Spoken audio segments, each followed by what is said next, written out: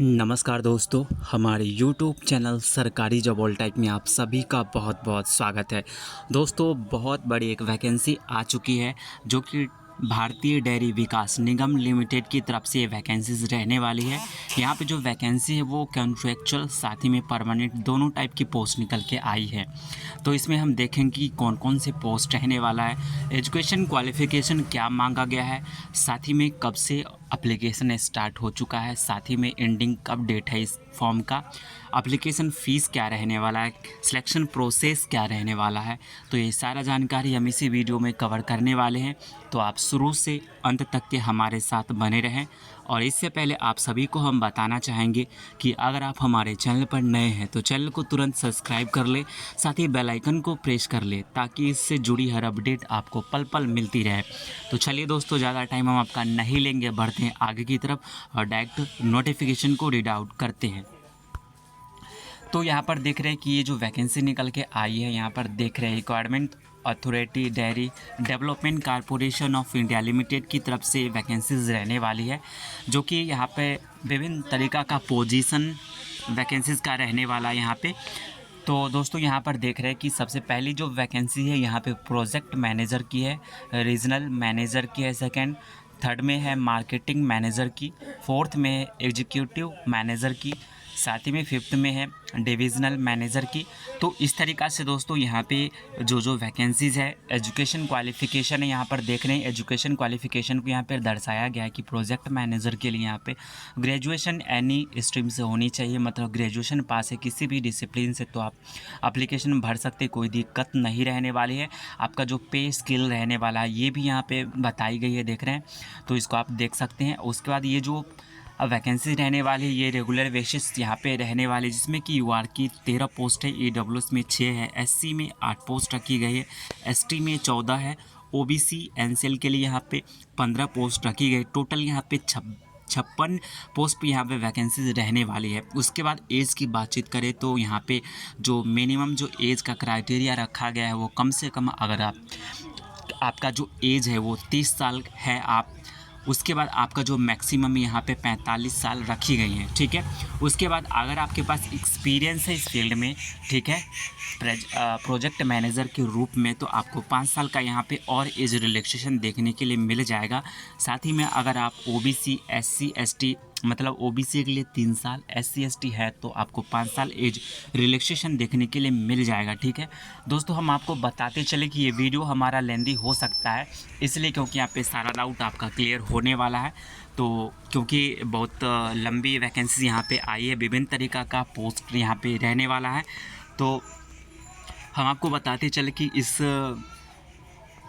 जो वैकेंसीज़ का सारा डिटेल्स है, नोटिफिकेशन है, उसको हम डिस्क्रिप्शन में लिंक डाल देंगे, वहाँ से ये नोटिफिकेशन को डाउनलोड कर सकते हैं, देख सकते हैं, ठीक है।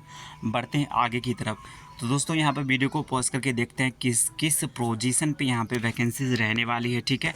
साथ ही में मिनिमम जो यहाँ पे आपका एजुकेशन क्वालिफ़िकेशन रहने वाला, ये सारी चीज़ें यहाँ पे मेंशन है। साथ ही में आपका पे स्केल यहाँ पे मेंशन है, और उसके बाद रेगुलर पोस्ट पे सारी वैकेंसी यहाँ पे रहने वाली। कुछ पोस्ट है जो कि यहाँ पे कॉन्ट्रैक्चुअल रहने वाली है, ठीक है, जो कि हम आपको आगे बताएंगे। उसके बाद वैकेंसी डिटेल्स यहाँ पे बताई गई हैं, ठीक है, हर कैटेगरी वाइज। उसके बाद एज का क्राइटेरिया है और आपका जो एक्सपीरियंस मांगा गया है वो एक्सपीरियंस यहाँ पे मेंशन कर दी गई है, ठीक है।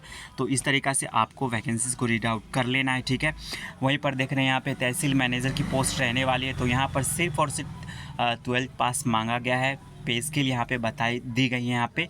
और उसके बाद रेगुलर पोस्ट रहने वाली है, जिसमें कि यूआर के लिए यहाँ पे टोटल 356 पोस्ट है। यह वहीं पे ईडब्ल्यूएस की बातचीत करें तो टोटल 88 पोस्ट है। एससी में 132 पोस्ट रखी गई हैं। उसके बाद यहाँ पे एसटी की बातचीत करें तो एसटी में यहाँ पे देख रहे हैं 66 है। उसके बाद यहाँ पर देख रहे हैं कि ओबीसी के लिए यहाँ पे 238 पोस्ट रहने वाली है।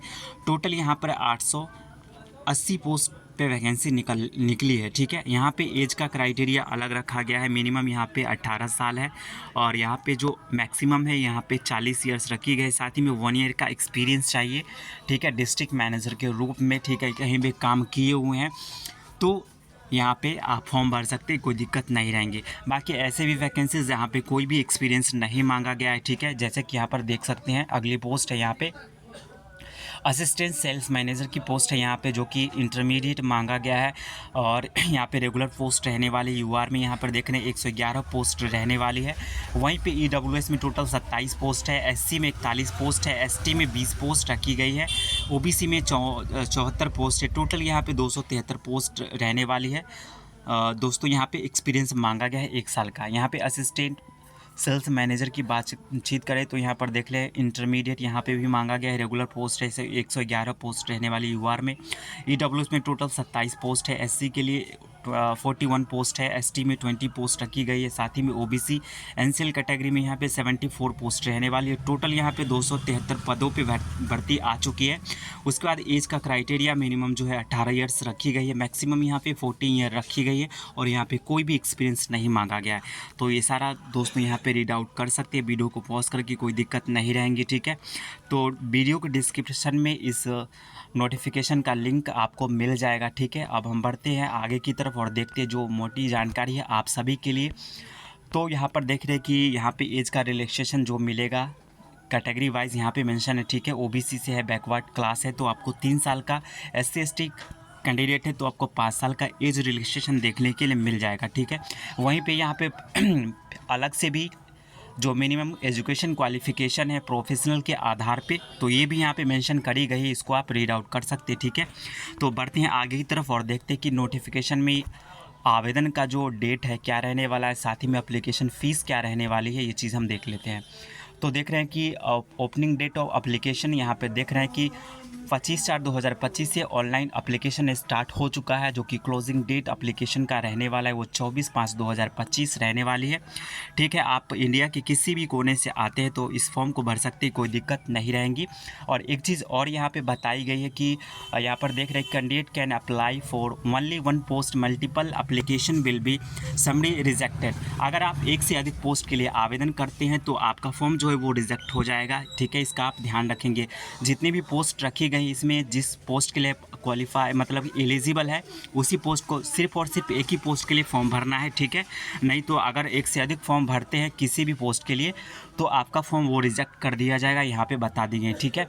अगली जानकारी यहाँ पर देख रहे हैं कि एससी एसटी ओबीसी ईडब्ल्यू से आते हैं तो आपका जो अमाउंट रहने वाला एप्लीकेशन फ़ीस वो 390 रुपये रहने वाली है, ठीक है।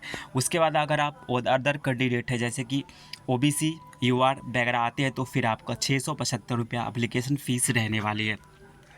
तो आपका जो सिलेक्शन प्रोसेस रहने वाला है ये भी चीज़ें यहाँ पे मेंशन है, ठीक है।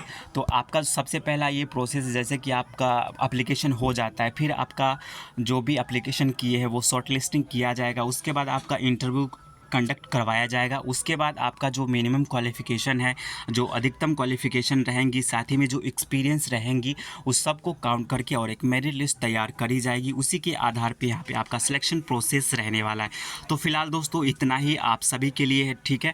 अगर कोई जानकारी और भी चाहिए तो हमें ज़रूर कमेंट करके बताएं दोस्तों। नेक्स्ट वीडियो आपके जानकारी के अनुरूप आपको ज़रूर प्रोवाइड होंगी। तब तक के लिए दोस्तों चलते हैं, धन्यवाद।